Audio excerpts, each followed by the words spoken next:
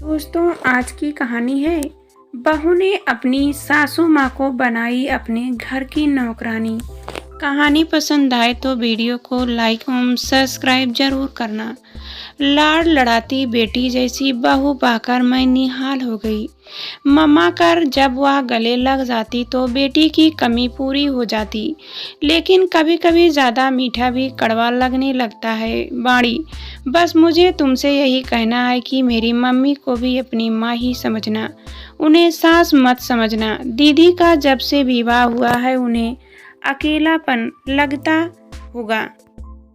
तुम बिल्कुल अपनी माँ की तरह ही रहना उनके साथ, प्रॉमिस करो। बाड़ी, फोन पर दूसरी तरफ बाड़ी ने क्या कहा होगा यह तो नहीं जान सकती थी ललिता, पर अपने बेटे मयंक की फोन पर यह बात सुनकर उन्हें बेटे पर गर्व हो आया। वाह, कितनी अच्छी बात कर रहा है उनका बेटा। गर्व से सीना चौड़ा हो गया, आंखों में चमक उभर आई। 1 महीने बाद ही तो मयंक का विवाह होना था। वह बाड़ी से प्रेम विवाह कर रहा था। मयंक ने जब माँ ललिता को पहली बार बाड़ी से मिलवाया था तो बाड़ी उन्हें पहली नज़र में ही पसंद आ गई थी। सुंदर, स्मार्ट, खूब हंसमुख बाड़ी का घर मुंबई में एक इलाके पवई में ललिता के घर से कुछ दूरी पर ही था। बाड़ी और मयंक अच्छे पद पर थे। दोनों एक कॉमन फ्रेंड के घर पर मिले थे। दोस्ती, प्यार, फिर अब विवाह होने वाला था। बाड़ी अपने माता पिता की इकलौती संतान थी।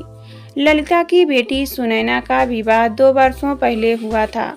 वह सपरिवार अमेरिका में थी। ललिता और उसके पति विनोद बहुत उत्साहपूर्वक विवाह की तैयारियों में व्यस्त थे। बाड़ी ललिता से फोन पर काफी संपर्क में रहती थी। अभी से ही वह ललिता का दिल जीत चुकी थी और आज बेटे की फोन पर बात सुनकर तो ललिता के पैर ही जमीन पर नहीं पड़ रहे थे। विनोद जैसे ही ऑफिस से आए, ललिता ने उनके साथ बैठकर चाय पीते हुए मयंक की फोन पर बात सुनाई। विनोद ने कहा, वाह, तुम तो बहुत लकी हो। एक बेटी गई, दूसरी बेटी घर आ रही है। चलो अच्छा है। मयंक सचमुच समझदार बेटा है। ललिता का बाड़ी को बहू बनाकर लाने का उत्साह और भी बढ़ गया था। दिन गिन रही थी कब बहू आए और उन्हें अच्छा साथ मिले। कुछ महीनों से उनका स्वास्थ्य भी ठीक नहीं था और बाड़ी बहू बनकर आ भी गई। घर की दीवारें जैसी चहक उठी। ललिता ने खुले दिल से उस पर स्नेह की वर्षा कर दी। पहले ही दिन बाड़ी उनसे लिपट गई। मैं आपको मयंक की तरह मम्मी नहीं कहूँगी, मैं अपनी मम्मी को माँ ही कहती हूँ। आपको भी माँ ही कहूँगी। अब आप भी मेरी माँ जैसी ही तो है ना? हाँ बेटा, और क्या, मुझे अपनी माँ ही समझना, सास नहीं। यह सास बहू का रिश्ता मुझे भी कुछ डराता ही है। हम माँ बेटी की तरह ही रहेंगे। विनोद वाह वाह कर उठे, कहने लगे, यह क्या, दोनों माँ बेटी बनकर रहोगी? तो मैं और मयंक तो बोर हो जाएंगे। क्यों मयंक? मयंक समझा नहीं, बोला, क्यों पापा? अरे, सास बहू का कोई ड्रामा देखने को नहीं मिलेगा, बोर नहीं होंगे। मयंक हंस पड़ा। बाड़ी में इतरा कर कहा, नहीं पापा, आपको सास बहू का कोई ड्रामा देखने को नहीं मिलेगा। ये मेरी माँ है, सास नहीं। ओह मेरी बच्ची। ललिता ने अपनी बाहें फैला दी। बाड़ी उनकी बाहों में लाड से समा गई। सुनैना हंसती हुई यह दृश्य देख रही थी जो बाड़ी के लिए अमेरिका से आई थी। बोली, यह तो अच्छा है, अब तो आप मुझे याद ही नहीं करेंगी। बाड़ी ने कहा, अरे नहीं दीदी, एक घर में 2 बेटियां भी तो होती हैं ना। माँ के लिए तो सब बराबर होती हैं ना माँ। ललिता तो ऐसी लाड दिखाने वाली बहू पाकर निहाल थी। फौरन हाँ में सिर हिलाया। हंसी खुशी के माहौल में 1 हफ्ता खूब शानदार बीता। फिर दोनों 1 हफ्ते के लिए हनीमून पर चले गए। वहां से भी बाड़ी ललिता को माँ माँ करके लगातार संपर्क में रही। ललिता बहुत खुश थी। जिस दिन मयंक और बाड़ी घूमकर वापस आए, बाड़ी ने घर में घुसते हुए अपने बैग जमीन पर पटके और आराम से सोफे पर पसर गई। ओ माँ, थक गई, चाय चाहिए। रात के 8 बज रहे थे। सुनैना का पति राजू विवाह अटेंड करके लौट चुका था। वहाँ उसके माता पिता भी राजीव और सुनैना के साथ ही रहते थे। ललिता ने कहा, पर बेटा अब तो खाना लग ही गया है, तुम लोग फ्रेश होकर खाना पहले खा लेते, चाय बाद में पी लेना। नहीं माँ, चाय पीने का मन है, बना दो ना।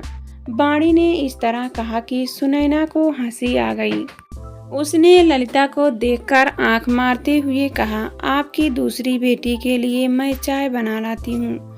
चाय आने तक बाड़ी फ्रेश हो चुकी थी। मयंक भी सोफे पर पसरा था।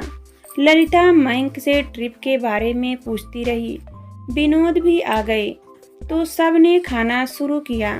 खाना देखकर बाड़ी ने कहा, माँ छोले तो ठीक है, पर यह आलू गोभी, माँ मेरा दिमाग खराब हो जाता है। आलू गोभी देखकर ललिता चौंकी। ओह, पसंद नहीं है ना माँ? बिल्कुल नहीं, मुझे यह टिफिन में कभी मत देना। विनोद ने कहा, तुम्हें ऑफिस में टिफिन चाहिए? मैं और मयंक तो ऑफिस की कैंटीन में खा ही लेते हैं। ललिता के ऊपर सुबह खाने का काफ़ी काम आ जाता था। उसकी तबीयत भी ठीक नहीं रहती, पर पापा माँ हमेशा टिफिन देती थी। कैंटीन का खाना तो मैं रोज रोज खा ही नहीं सकती। ललित के चेहरे पर कुछ सोचने के भाव आए। फिर पूछ लिया, क्या ले जाना पसंद करोगी बेटा? खूब अच्छी अच्छी चीज़ें माँ। मयंक ने कहा, तुम एक काम करना, थोड़ा जल्दी उठकर मम्मी के साथ किचन देख लेना कि क्या बनाना है। ना बाबा, सुबह कहाँ किचन में जाने का मन होगा। घर में टिफिन माँ ही बनाती थी। ये भी तो अब मेरी माँ है। अब मेरा यही घर है, यही माँ है ना माँ। भोला चेहरा लिए बाड़ी ऐसे बात कर रही थी कि किसी को पल भर तो कुछ सूझा ही नहीं। विनोद और सुनैना की नज़रें मिली। दोनों ने अपनी हंसी मुश्किल से रोकी। सुनैना काफ़ी स्नेहिल स्वभाव की लड़की थी। बोली, मम्मी आप मेरा टिफिन बनाती थी ना, अब बाड़ी का भी बना देना। ललिता ने ठंडी सांस लेते हुए कहा। हाँ, मैं सिर हिला दिया। वे रात को सोने लेटी तो विनोद ने उन्हें छेड़ा। कैसा लग रहा है एक और बेटी की माँ बनकर? ललिता ने उन्हें घूरा तो विनोद हंस पड़े। रात के 11 बज रहे थे। इतने में बाड़ी की आवाज़ आई, माँ माँ अब क्या हुआ? कहती हुई ललिता अपने बेडरूम से बाहर निकली। क्या हुआ बेटा? माँ बहुत दिन हो गए, गरम दूध चाहिए। सोने से पहले मुझे गरम दूध पीने की आदत है। हाँ ले लो बेटा, तुम्हारा घर है, जाओ ले लो। नहीं माँ, आप दे दो, मैं थक गई हूँ, प्लीज़ माँ। अच्छा। ललिता को जैसे करंट सा लगा था। अभी तो किचन समेट कर फुर्सत मिली थी और तो किसी को दूध पीने की आदत थी नहीं। ललिता दूध गरम करके लाई। इतनी देर में बाड़ी सोफे पर लेटकर अपने फोन में कुछ कर रही थी। माँ सुनकर सुनैना भी आ गई थी। बाड़ी गटागट दूध पी गई। बोली, थैंक्स माँ, अब अच्छी नींद आएगी। माँ मुझे रोज रात में दूध देना। फिर ललिता से लिपट कर उनका गाल चूम लिया। बाय, गुड नाइट माँ। गुड नाइट दीदी। उसके जाने के बाद सुनैना हंसी। क्या हुआ माँ, सख्त लग रही हो? सुनैना के कहने के ढंग पर ललिता को हंसी आ गई। चुप रहो तुम, कहकर हंसती हुई सोने गई तो विनोद ने फिर छेड़ा। क्या हुआ तुम्हारी नई बेटी? मामा क्यों कर रही थी?